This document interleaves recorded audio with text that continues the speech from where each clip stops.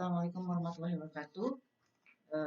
Kesempatan ini saya akan ngebahas tentang hipermetrop ya. Memang hipermetrop ini agak beda dengan miopia. Kalau miopia itu karena eh, daya akomodasi atau mencembung dan memipihnya lensa mata, namanya lensa kristalin, itu rendah, jadi nggak terlalu menimbulkan masalah ketika mengkoreksinya. Nah, beda dengan hipermetrop. Ini hipermetrop agak beda, agak unik karena si lensanya itu, sekarang kita mata kita punya lensa. Nah, lensa itu di dalam itu bisa mencembung dan memipih. Kemampuan mencembung dan memipih itu beda antara satu orang dengan orang lainnya, dan terutama untuk anak kecil itu daya akomodasi atau mencembungnya lensa itu sangat-sangat tinggi. Mencembungnya lensa tujuannya untuk apa? Terutama kalau kita melihat dekat supaya mata kita tetap mendapatkan bayangan yang jelas, si mata lensanya akan berakomodasi. Nah, seperti ini ya. Saya gambarkan dulu.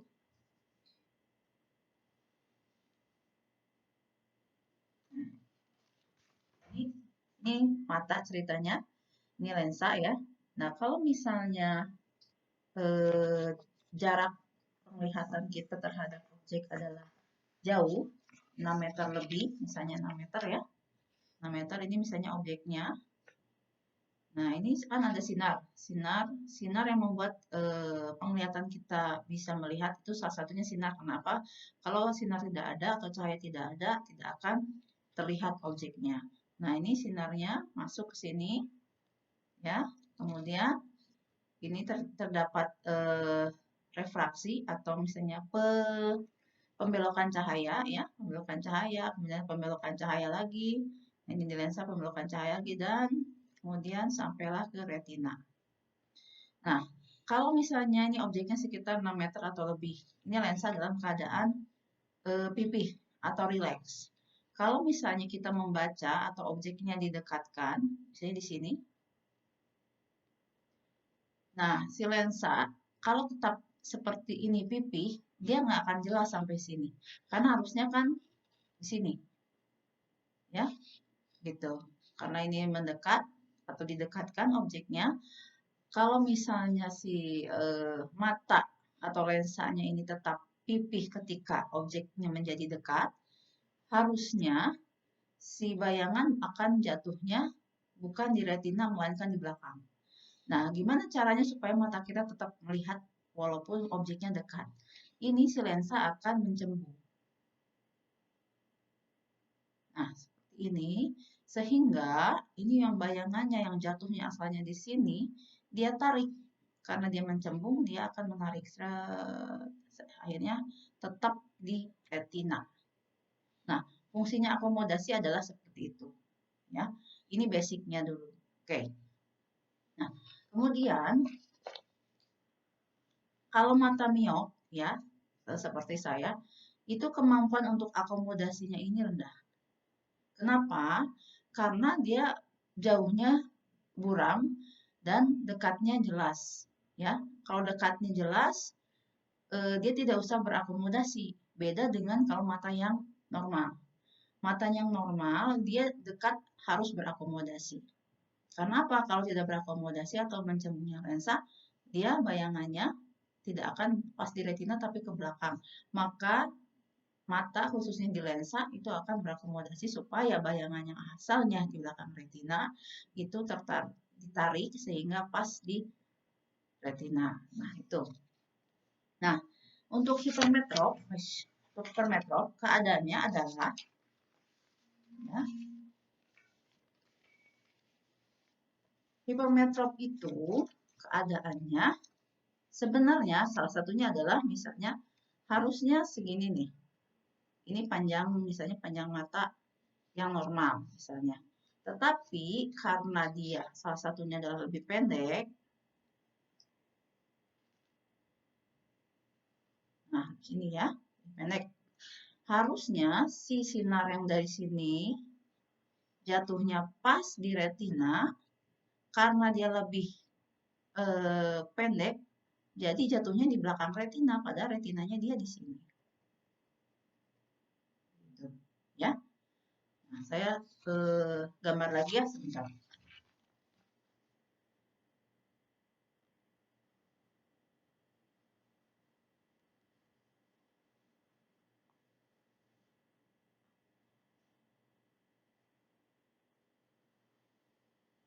Nah, ini ceritanya. Ya.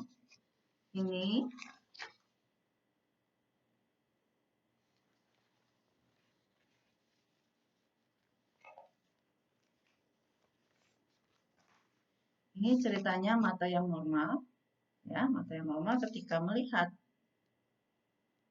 sebuah objek itu si sinarnya dibelokkan sampailah ke retina. Ini yang mata normal. Nah, apa jadinya kalau matanya lebih pendek dari normal? Itu dia retinanya kan di sini. Tetapi karena tidak jadinya dia si sinarnya akan di belakang dari retina gitu jatuhnya. Nah, kalau misalnya sinarnya tidak pas di retina, itu penglihatan kita akan jadi buram. Sebenarnya mau miop atau hipermetrop, kalau miop kan di sini, di depan retina. Nah, kalau hipermetrop di belakang retina. Nah, gimana caranya supaya sinarnya ini ditarik sama penglihatan kita tetap jelas? Akhirnya, si lensa akan berakomodasi. Supaya apa? Si sinar yang asalnya di belakang retina yang menyebabkan penglihatan seorang hipermetrop itu tidak jelas, dengan mencembungnya lensa, dia akan ditarik sampai ke retina. Nah, inilah yang terjadi pada mata hipermetrop, ya. Makanya kenapa mata hipermetrop itu dia sering berada dalam posisi akomodasi lensanya. Kenapa? Ya ini untuk mengkompensasi supaya sinar yang sampai di belakang retina itu ditarik agar tetap di retina sehingga penglihatannya pun tetap jelas. Itu prinsip dari hipermetrop ya, salah satunya. Oke, saya masuk ke pertanyaan dulu.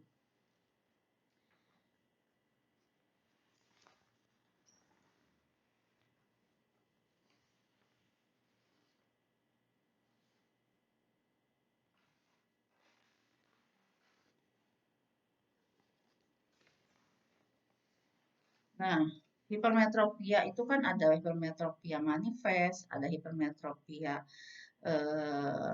apa namanya laten, hipermetrop apa namanya laten, manifest, kemudian total ya. Yang satu lagi adalah yang bisa berubah-ubah. Nah, apa aja itu? Jadi karena ada ini, nah ya, ini sebenarnya matanya dia sudah hipermetrop gitu. Tetapi kan seharusnya kalau misalnya dia tidak ada akomodasi, itu matanya penglihatannya akan buram. Nah, tetapi dengan pertolongan akomodasi lensanya dia, penglihatannya tetap jelas. Itu sudah hipermetrop. Hipermetrop yang dapat dikompensasi oleh kekejangan otot bola matanya atau akomodasinya gitu. Nah, bedanya dengan yang manifest itu apa? Jadi, yang ini saya akan bahas kemudian ya, karena ini harus bertahap sih apa untuk menjelaskannya. Yang laten dan manifest itu bagaimana? Oke, yang hipermetrop yang bisa dikompensasi dengan kekejangan otot bola mata ya seperti ini. Nah, efek dari si mata atau lensa berakomodasi adalah si ototnya itu akan berakomodasi atau kerja ya, kayak misalnya otot kita kalau misalnya begini nih.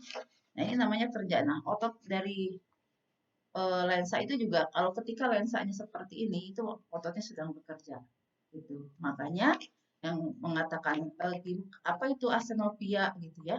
Nah, ini karena si matanya terus berakomodasi, ototnya akan lelah. Kalau astenopia itu adalah kelelahan mata. Jadi lama-lama matanya juga akan lelah, capek, biasanya cepat ngantuk. Itu akibat dari si eh, ototnya bekerja terus karena apa? Lensanya berakomodasi supaya bayangannya yang jatuhnya di belakang retina itu ditarik ke retina sehingga penglihatannya tetap jelas. Itu pada kasus hipermetrop ya.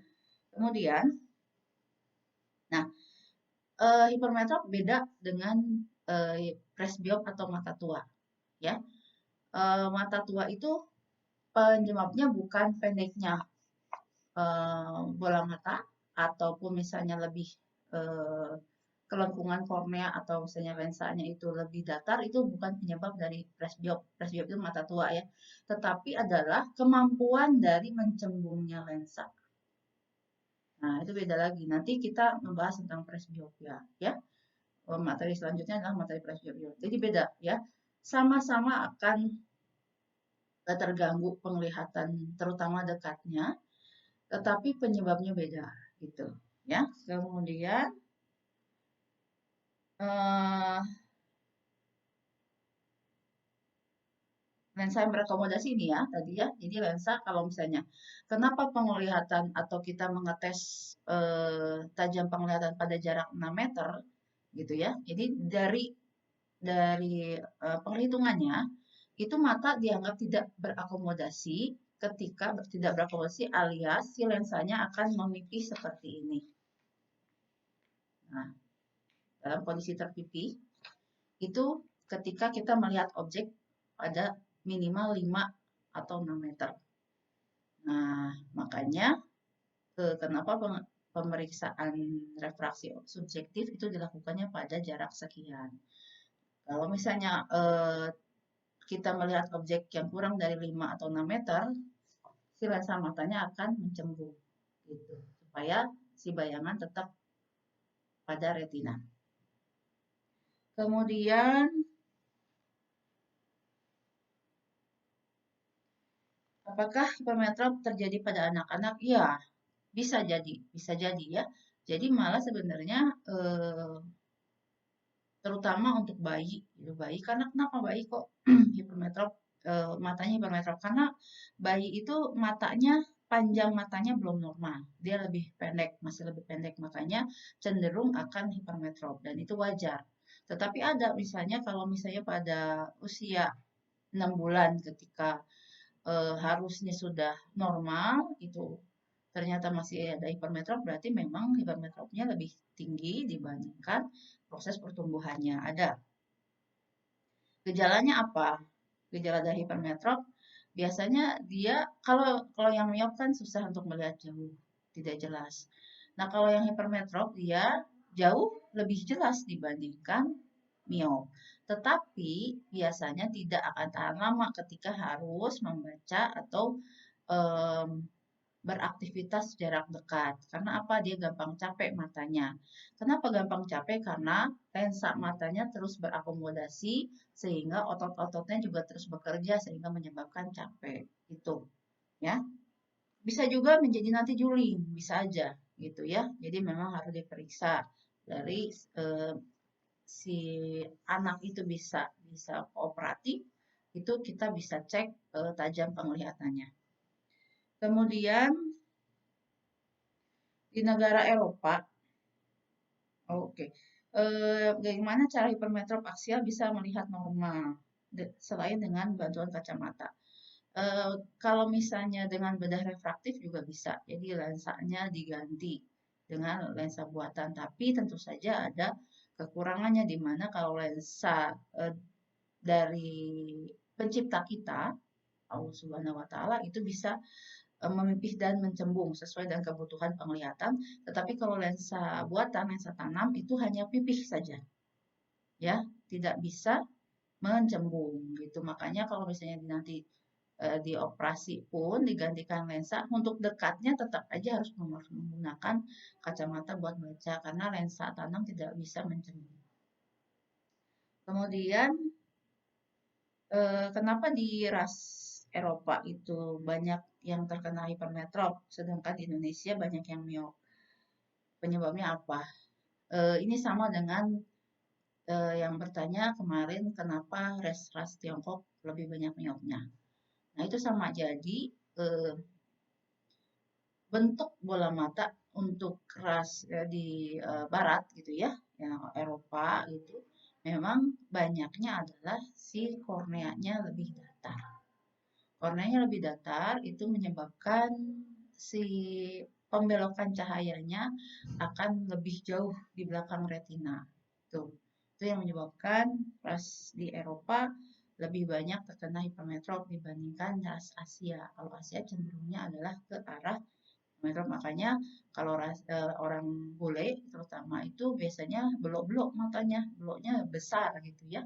Bukan bukan beloknya apa ya, menonjol tapi besar. Karena ya itu bawaan bentuk mata dari ras beda-beda.